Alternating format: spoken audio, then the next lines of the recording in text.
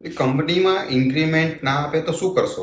એમ્પ્લોયીના legal right શું છે? કંપનીમાં વર્ષો સુધી કામ કરો, ટાર્ગેટ પૂરા કરો, પણ ઇન્ક્રીમેન્ટ જ ન મળે તો શું એમ્પ્લોયી કંઈ કરી શકે?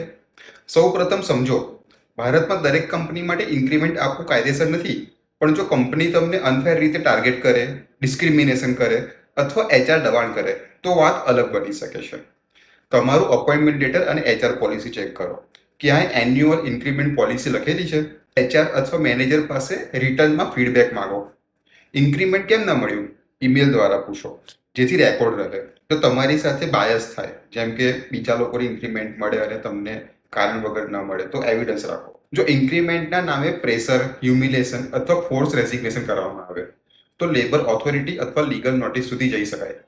યાદ રાખો, સેલરી વધારવો કંપનીનો નિર્ણય હોઈ શકે, પણ એમ્પ્લોયી સાથે અન્યાય કરવો કાયદેસર રીતે જોખમી બની શકે.